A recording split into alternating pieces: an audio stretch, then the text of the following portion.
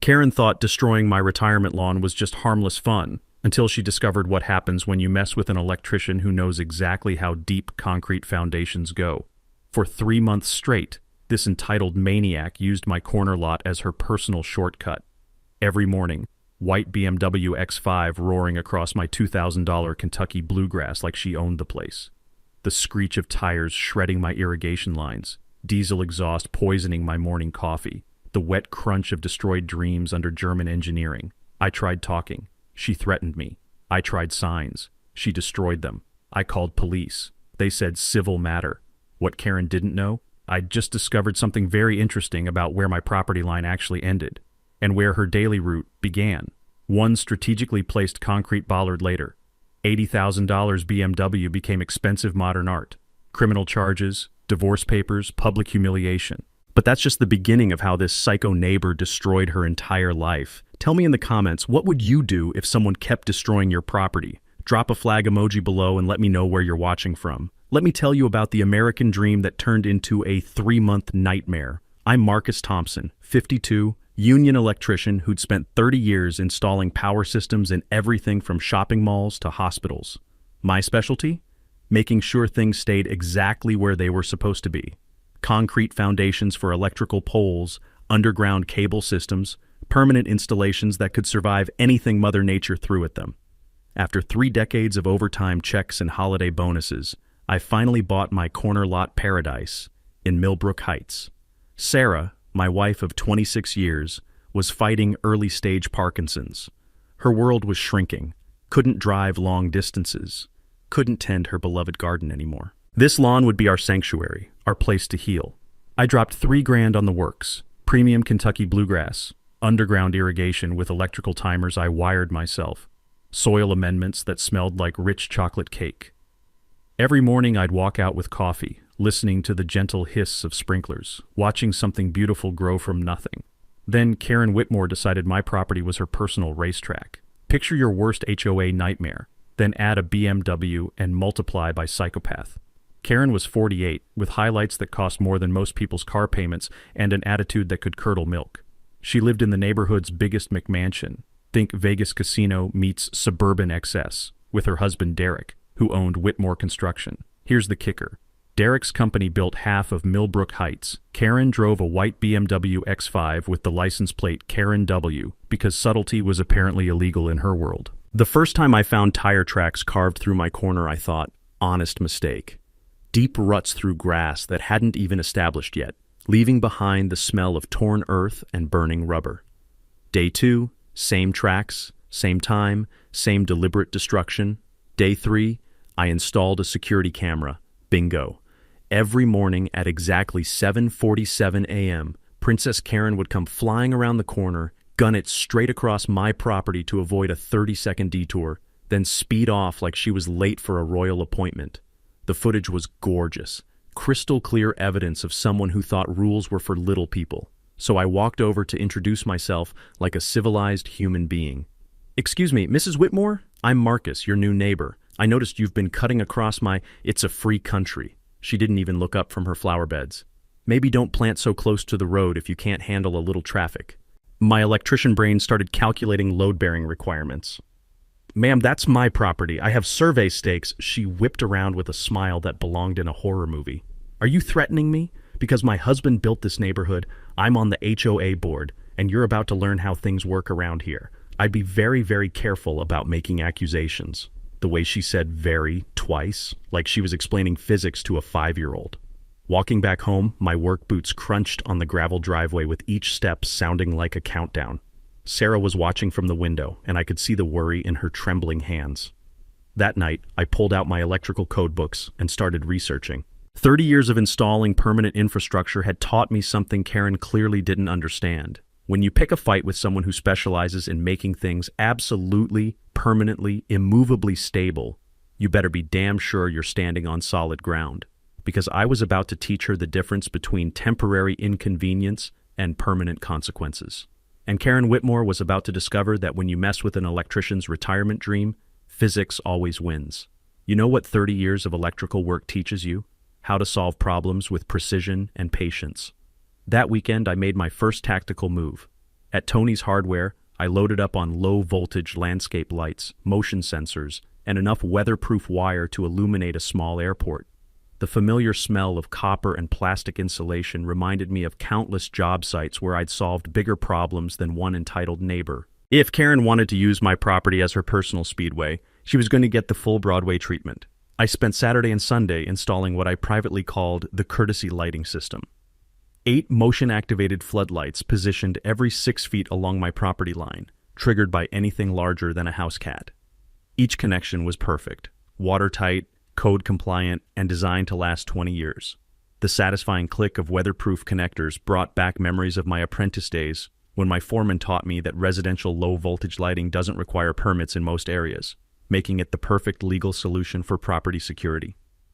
Monday morning, 7:47 a.m. sharp, Karen's BMW comes screaming around the corner, hits the first motion sensor, and boom, 8,000 lumens of pure white light turn her windshield into a miniature sun. The shriek of her brakes was better than my morning coffee. She sat there for 30 seconds, probably seeing spots, then gunned it through anyway, her engine roaring like an angry bear. Tuesday brought the same light show, but this time she laid on the horn like she was announcing the apocalypse. The sound echoed off the neighboring houses, and I saw curtains twitching as people peered out to see what the commotion was about. Wednesday, I added a professional private property electronic surveillance sign right where she couldn't miss it. The smell of fresh metal and vinyl reminded me of job sites where proper signage prevented accidents and liability issues. That's when Karen declared war. Thursday night, I'm settling in to watch the 11 o'clock news when my security system starts chirping like an angry bird. There's Karen, dressed head to toe in black like some suburban ninja, systematically kicking over my landscape lights with the enthusiasm of a toddler having a meltdown.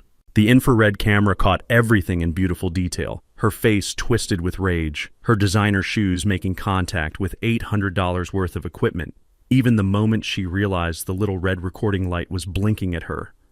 But here's where my electrical background saved me. I hadn't just installed lights, I'd installed a backup battery system, something I'd learned from years of working on emergency lighting in hospitals. When the main power gets cut, the backup kicks in automatically. So while Karen was busy destroying my primary lighting, my secondary cameras kept rolling, capturing every kick, every muttered curse word, every moment of deliberate vandalism in high-definition glory. Friday morning brought an official HOA complaint in my mailbox. Excessive lighting disturbing neighborhood tranquility and creating safety hazards. Signed by Karen Whitmore, HOA treasurer. The paper felt cheap between my fingers, like her arguments. I called my insurance company and filed a vandalism claim. Then I called Tony. "Marcus, you beautiful genius," Tony said in his thick Brooklyn accent, the sound of power tools humming in the background of his shop. "This crazy broad's been collecting enemies like baseball cards. Half the neighborhood's been in here bitching about her." That afternoon, Tony introduced me to Mrs. Patterson, 78 years old and sharp as a new wire stripper. She'd been documenting Karen's reign of terror for 2 years, keeping detailed notes in a little spiral notebook with the dedication of a professional engineer. She filed complaints about my bird feeders, Mrs. Patterson said, the warm scent of her homemade chocolate chip cookies filling Tony's shop. Apparently they're attracting vermin and lowering property values. Last week she tried to get my mail carrier fired because he cut across her precious lawn to avoid her sprinkler system. But here's where everything changed. While Karen was busy playing Midnight Vandal, my insurance investigator showed up to assess the damage. These guys don't just look at broken lights. They examine everything with the thoroughness of a building inspector. And when this investigator started measuring distances and checking property lines with his laser equipment, he paused at my corner markers. "Mr. Thompson," he said, adjusting his measuring device with the precision I recognized from my own tool use, "I think you might want to have a professional survey done. These property markers look significantly off." The metallic taste of anticipation filled my mouth. Karen had just handed me something bigger than a vandalism claim. She'd given me the key to her entire operation. That night, I started researching concrete bollards with the same methodical approach I'd used for electrical installations my entire career. Permanent solutions require permanent foundations. That insurance investigator's comment about my property markers kept me staring at the ceiling all night. 30 years of electrical work had drilled one rule into my skull. When a professional with precision instruments says something's wrong, you damn well better listen. Monday morning, I called Pete, my old union buddy who'd switched to commercial surveying after his back gave out from crawling through too many electrical conduits. The gravelly sound of his voice and the faint smell of cigarette smoke through the phone brought back memories of job sites where we'd learned that property surveys are public records, information any homeowner can access for the cost of photocopying. "Marcus, you paranoid son of a bitch," Pete laughed. "But yeah, I'll squeeze you in. Union discount, naturally." Before Pete could get out there, I decided to do some detective work. The county clerk's office reeked of old paper and industrial floor wax, with fluorescent lights that buzzed like angry wasps. The same electrical hum I'd heard in every municipal building I'd ever wired. What I discovered in those dusty files made my hands shake with rage. The original 2019 survey showed my property line running a full 12 feet further east than the current markers indicated. But the real smoking gun was an amended survey from 2020, signed by Derek Whitmore, licensed contractor, with a bureaucratic note about correcting measurement errors for municipal compliance. Correcting errors, my ass. Derek had literally moved my property line to give his precious wife more room to drive. Wednesday brought Pete and his crew with equipment that made my laser level look like a Fisher-Price toy. The metallic click of their instruments and the sharp scent of spray paint reminded me of my own methodical approach to electrical installations. Measure 3 times, install once, document everything. "Jesus Christ on a cracker, Marcus," Pete said, rechecking his readings with the intensity of a brain surgeon. "You own 18 feet more than those fake markers show. This whole corner where NASCAR Karen likes to play, that's been your land the entire time." The surveyor's bright orange spray paint created a new reality across my lawn. Karen's daily shortcut wasn't just crossing my property. She was driving across nearly 20 feet of land that legally belonged to me. Every single morning for 3 months, she'd been committing criminal trespassing. But Pete's next discovery made my electrician brain light up like a Christmas tree. "See that fancy retaining wall with the decorative stonework?" Pete pointed toward Karen's landscaping masterpiece. "The whole damn thing sits 4 feet onto your property. Cost probably 15 grand to build, and it's been illegal since day one." I felt the same electric satisfaction I'd experienced when finally tracking down a short circuit after hours of methodical testing. Every piece of this puzzle was clicking into place with perfect precision. That evening, Karen must have spotted the survey flags, because she came clicking across my driveway in her designer heels like a one-woman invasion force. The sharp sound of stilettos on concrete reminded me of hammers on metal, aggressive and impossible to ignore. "What the hell is this?" she snarled, gesturing at the orange flags like they were personally offensive. "You can't just magically move property lines because you're having a breakdown about normal neighborhood traffic." I pulled out Pete's official survey report, the heavy paper crackling with authority. "Mrs. Whitmore, according to this licensed surveyor, you've been criminally trespassing on my property every single day for 3 months. And that gorgeous retaining wall of yours? Also on my land." Her face cycled through more colors than a traffic signal having a seizure. "That's impossible. Derek built this entire development. He knows exactly where every property line runs." I finished with a smile that felt sharp enough to cut glass. "Oh, he absolutely does. The original 2019 survey shows these exact boundaries. The mysteriously corrected version from 2020 has your husband's signature all over it." Here's where things got interesting. Instead of backing down, Karen stepped closer, her voice dropping to a whisper that somehow sounded more dangerous than screaming. "You stupid blue-collar piece of trash," she hissed, the venom in her voice hitting me like a slap. "You think you can waltz into our neighborhood and start making demands? Derek and I own this place. We decide who belongs here and who doesn't. And people who cause problems for us, well, they tend to find life gets very, very difficult." The smell of her expensive perfume mixed with the metallic taste of pure fury in my mouth. This wasn't just about property lines anymore. This was about power, class, and who got to decide the rules. After she stormed off, leaving the evening air poisoned with threats and entitlement, I made 2 phone calls. First to my insurance company's legal department, who explained that systematic property fraud often involved entire networks of corruption. Second call was to a concrete contractor I'd worked with on commercial jobs, because some problems require permanent solutions.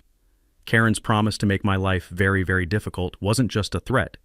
It was a preview of coming attractions. Friday morning, I'm savoring my coffee and admiring my perfectly surveyed property lines when a white city truck rumbles into my driveway like a municipal tank.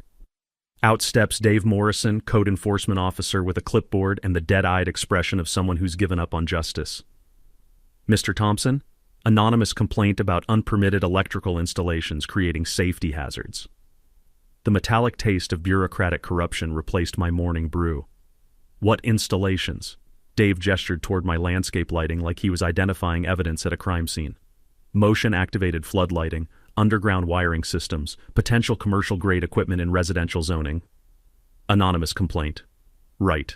I could practically smell Karen's vanilla perfume wafting off his clipboard.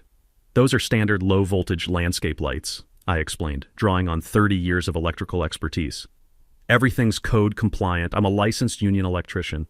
But Dave wasn't interested in facts. He pulled out a measuring tape and started documenting my installations with the mechanical precision of someone following orders rather than regulations. The sharp sound of metal tape snapping back reminded me of every legitimate code inspection I'd ever passed, except this felt like theater. $1,200 fine for unpermitted electrical work.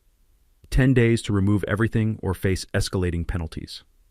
Here's where my background saved me. Decades of permit applications had taught me that residential low-voltage lighting under 30 volts requires no permits in our municipality, a fact I'd triple-checked before installing the first fixture.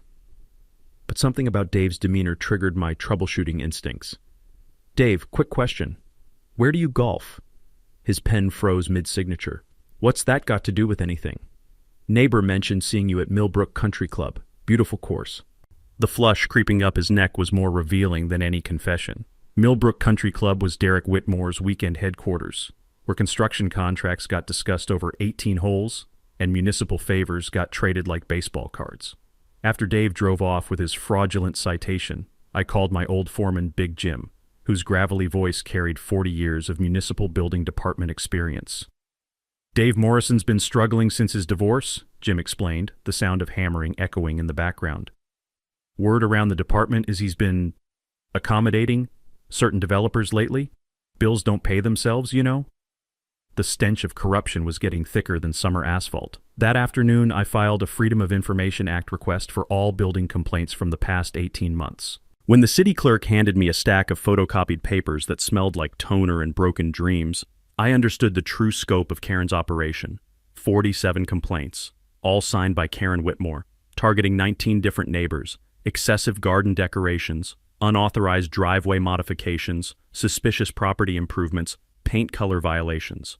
The woman had weaponized municipal bureaucracy like a suburban dictator, and Dave Morrison had been her willing enforcer in at least 12 cases.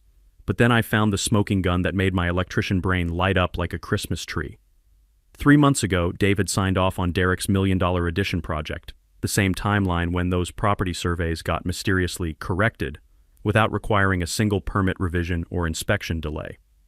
A project that normally takes 6 months of bureaucratic red tape sailed through Dave's office in 3 weeks. The coincidence was more obvious than a short circuit in a thunderstorm.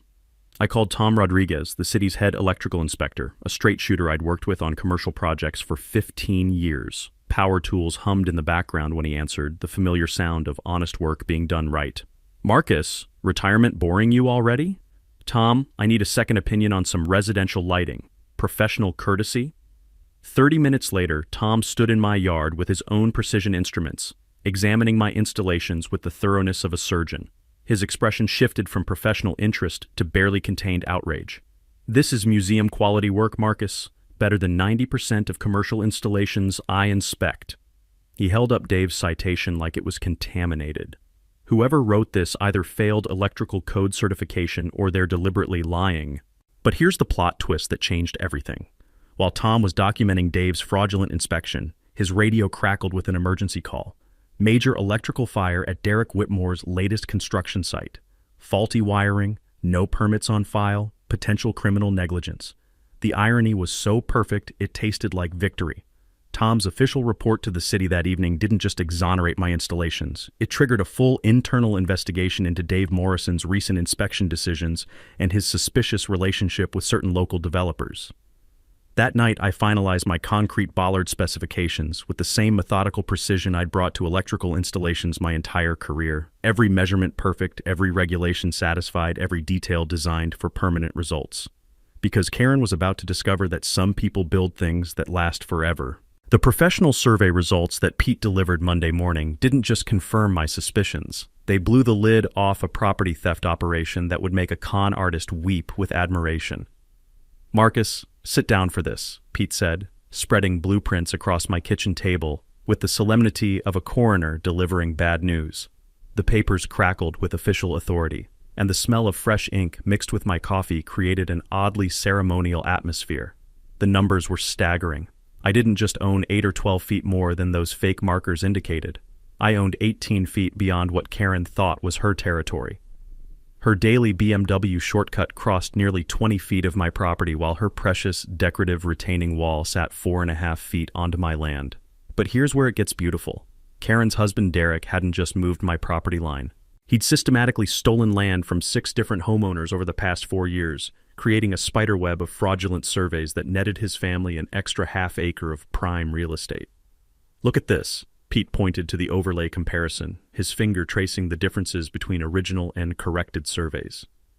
Mrs. Patterson lost 12 feet of her backyard. The Hendersons lost 8 feet along their side lot. Even that new family, the Garcias, got robbed of 15 feet before they'd finished unpacking.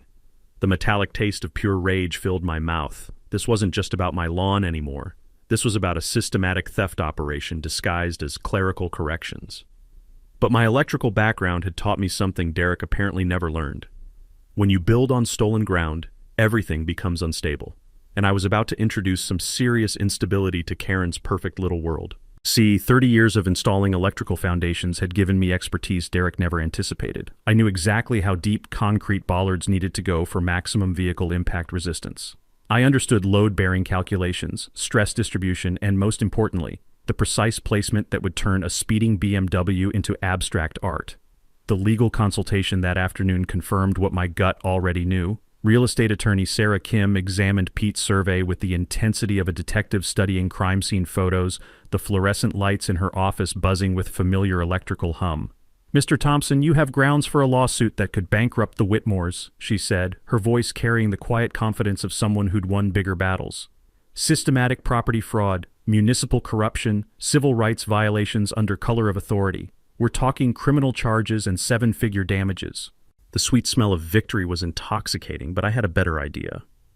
What if I wanted to install a decorative concrete bollard on my property? Purely for aesthetic purposes, of course. Sarah's smile was sharper than wire strippers. Decorative landscaping features are completely legal, provided they're installed within your property boundaries and meet municipal safety standards. That evening, I stood at my corner property line with a tape measure, calculating the exact spot where Karen's passenger side wheel tracked every morning at 7:47 a.m. The mathematics were beautiful in their simplicity. Physics plus precision equals permanent problem solving. My electrician's training had taught me that the most elegant solutions often look deceptively simple. One decorative concrete bollard, professionally installed according to commercial electrical pole standards, positioned exactly where momentum and stupidity would intersect at 25 miles per hour. The foundation would go 5 feet deep with rebar reinforcement, the same specifications I'd used for electrical installations that needed to survive hurricanes.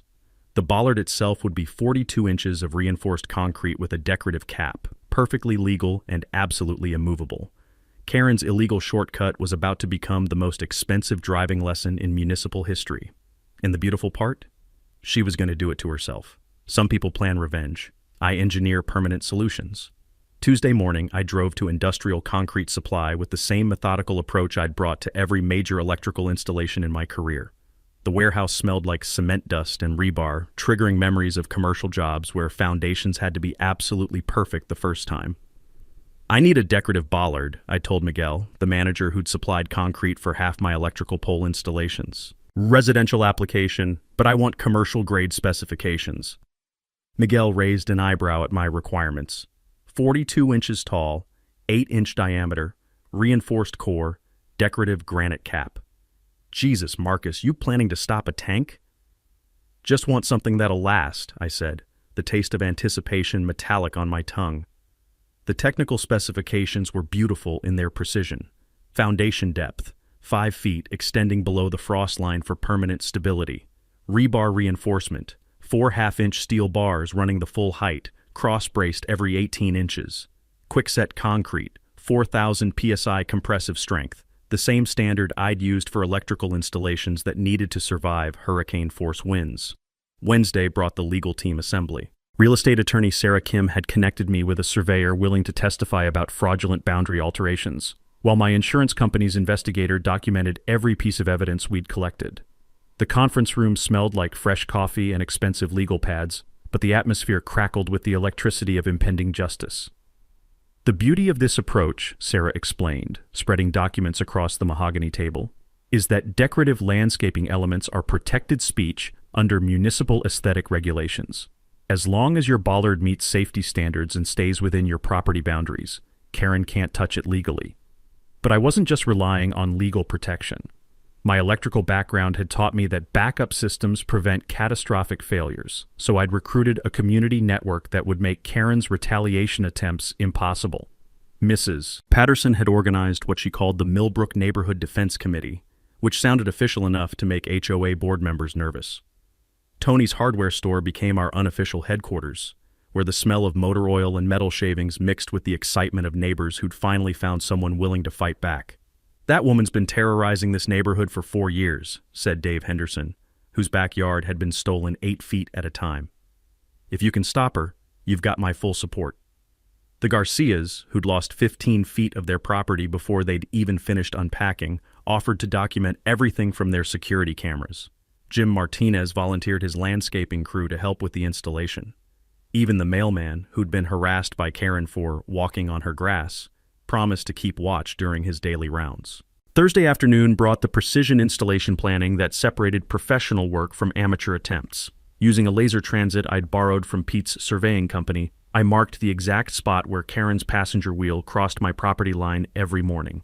The calculations were poetry and mathematics: vehicle speed, impact angle, center of gravity shift, and the precise positioning that would maximize both damage and legal protection. The bollard would sit 8 inches inside my confirmed property boundary, positioned where physics and stupidity would intersect at exactly 7:47 a.m. My electrical training had taught me that proper grounding prevents system failures, and this bollard would be grounded so thoroughly that nothing short of dynamite could move it.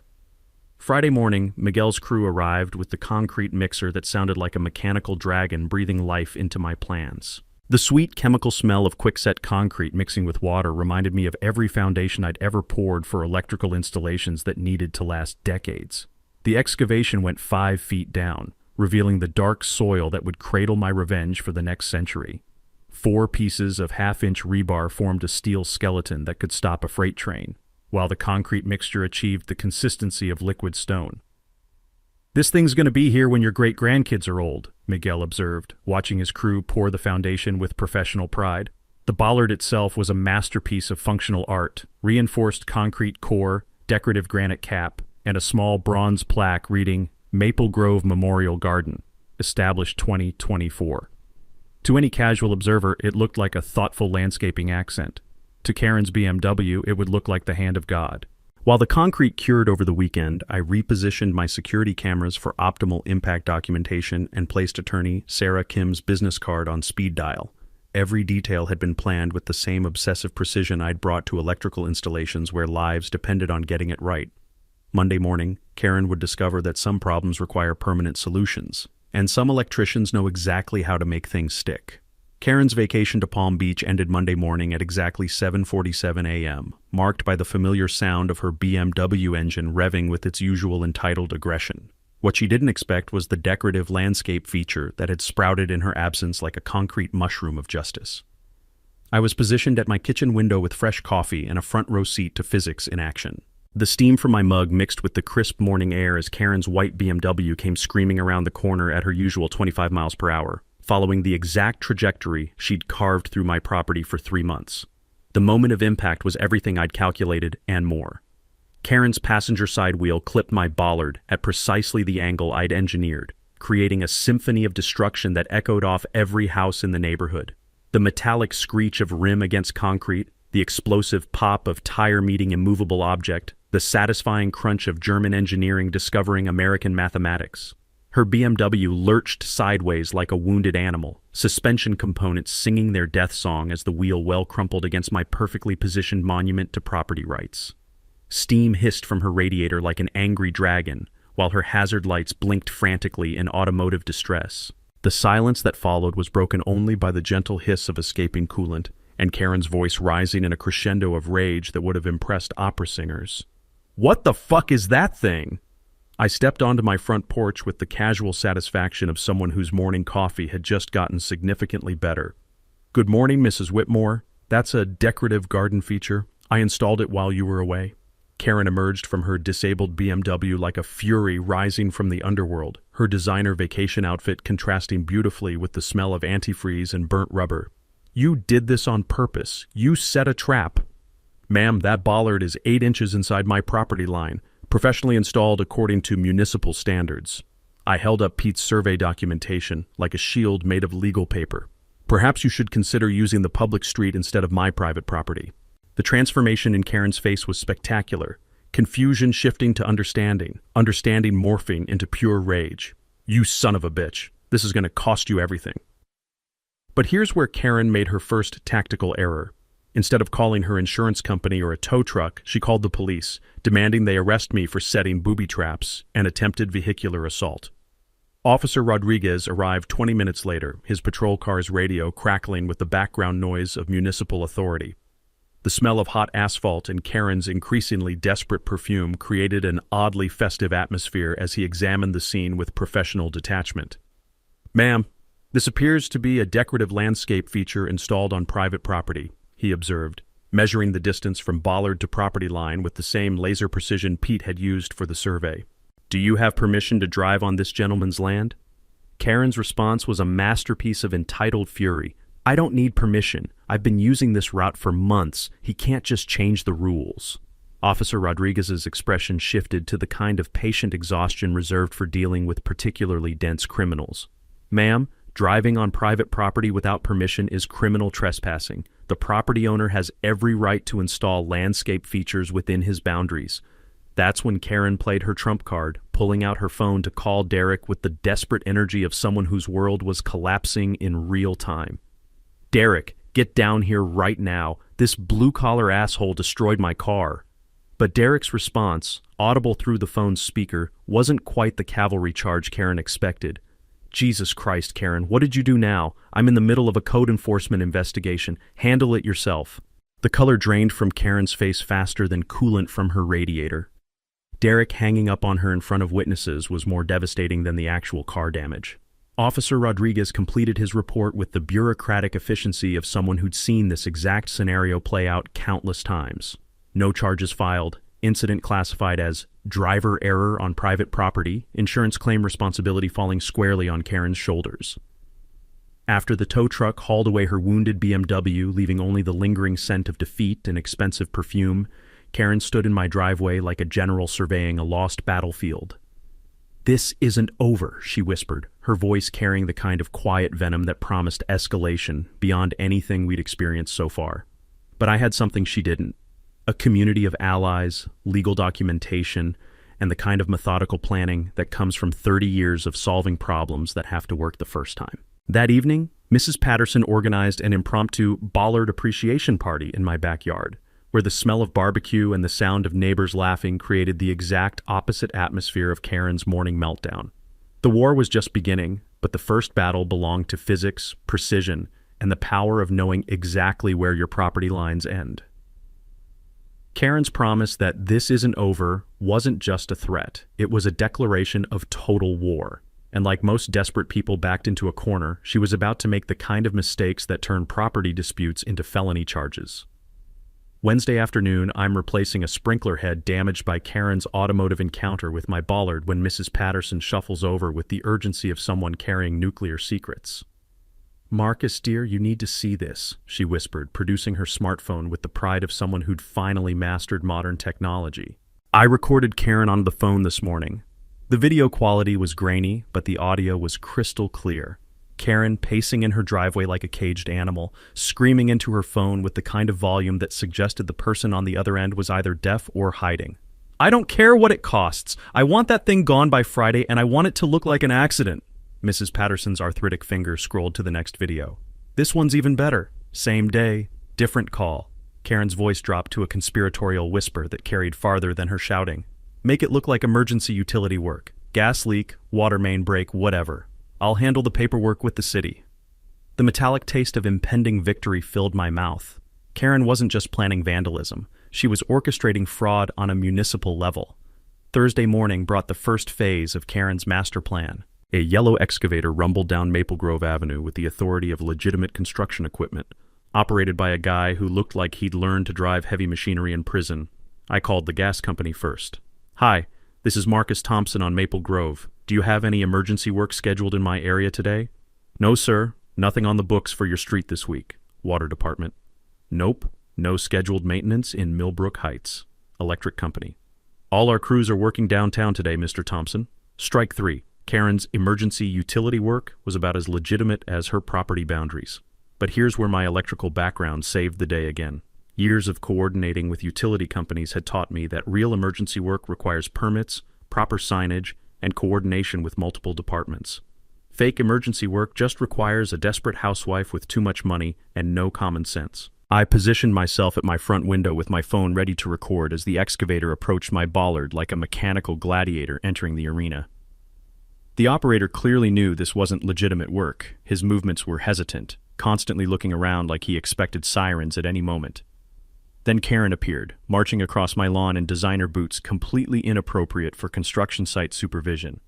The smell of diesel exhaust mixed with her aggressive perfume created an oddly toxic atmosphere as she pointed at my bollard, like a general ordering artillery strikes. Right there! Make it look like you're repairing a gas leak. That's when I called 911. Emergency services? What's your emergency? I have someone operating heavy machinery on my property without permission, claiming to be doing utility work that no utility company authorized. The police response was faster than Karen's BMW used to be. 2 patrol cars and a supervisor arrived just as the excavator's bucket made contact with my bollard, creating sparks that looked appropriately dramatic for the cameras now recording everything. Officer Martinez stepped out of his patrol car with the weary expression of someone who'd dealt with Karen before. Ma'am, do you have permits for this excavation work? Karen's attempt at innocent confusion was Oscar-worthy. Officer, this is emergency utility repair, gas leak detection. Which utility company? The pause that followed was longer than Karen's usual attention span. The city sent them. Officer Martinez pulled out his radio and made the calls I'd already made, confirming what we all knew. No utility work was scheduled, no permits had been issued, and no gas leaks existed anywhere near my property. But the beautiful part was yet to come. The excavator operator, faced with potential criminal charges, decided to save his own skin by producing his phone and playing the recording of Karen offering him $10,000 cash to accidentally damage my landscaping while making it look like legitimate utility work. Karen's voice crystal clear through his phone speaker. I don't care if it's illegal. I want that concrete monstrosity gone, and I want the old man to pay for it. The click of handcuffs around Karen's wrists was more satisfying than the sound of her BMW meeting my bollard. Charges included fraud, conspiracy to commit vandalism, impersonating utility authority, criminal trespassing, and attempted bribery of a municipal contractor. The excavator operator, facing his own charges, revealed that Derek had been involved in the planning, providing fake utility company letterhead and municipal work orders. The conspiracy reached deeper than anyone had imagined. As Karen was loaded into the patrol car, her final words were directed at me through gritted teeth. You have no idea what you've started, you pathetic blue-collar piece of garbage. But I knew exactly what I'd started.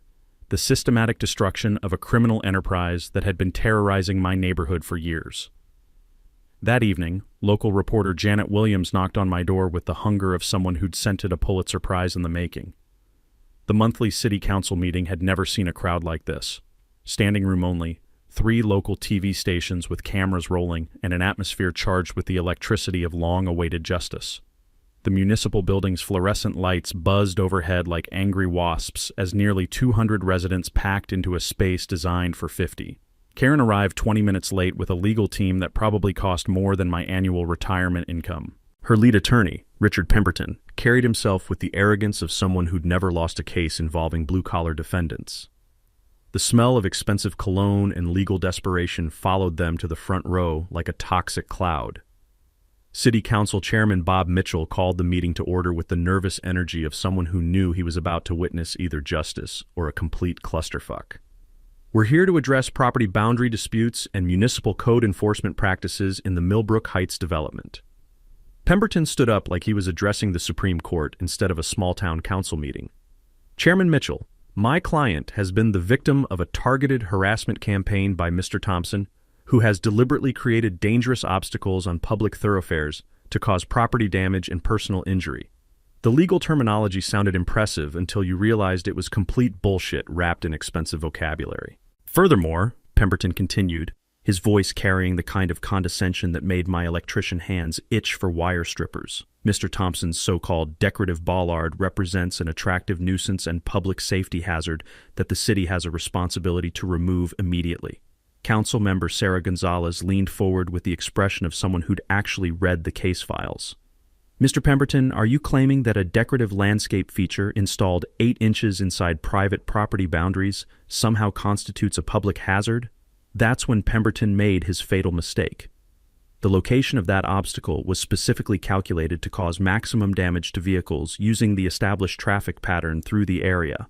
The courtroom-style murmur that rippled through the crowd was like thunder before lightning. Pemberton had just admitted that Karen's established traffic pattern involved driving across my private property. I stood up with the measured confidence of someone whose case was built on mathematical precision rather than legal theatrics. Chairman Mitchell, may I present evidence to the council? Attorney Sarah Kim had prepared a presentation that would have impressed NASA engineers. Property surveys, security camera footage, municipal code citations, and a timeline of criminal activity that painted Karen's operation as systematic fraud disguised as neighborhood complaints.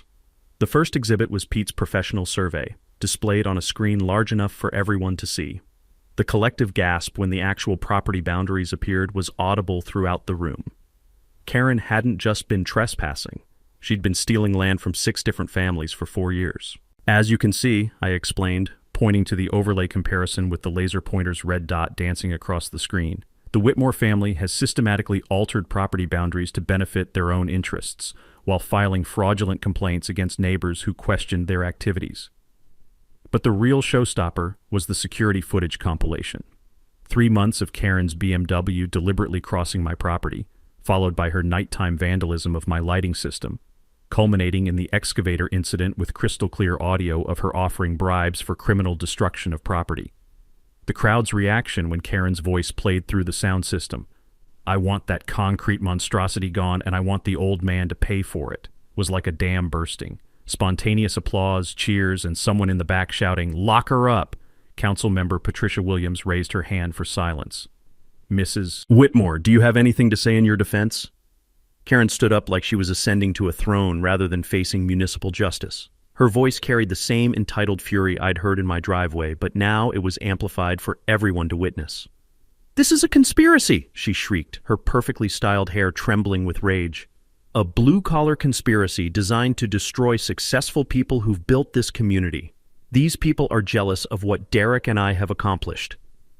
The silence that followed was more damning than any guilty verdict. Karen had just revealed her true character to 200 witnesses and 3 television cameras. That's when FBI agent Patricia Rodriguez stepped forward from the back of the room like justice personified.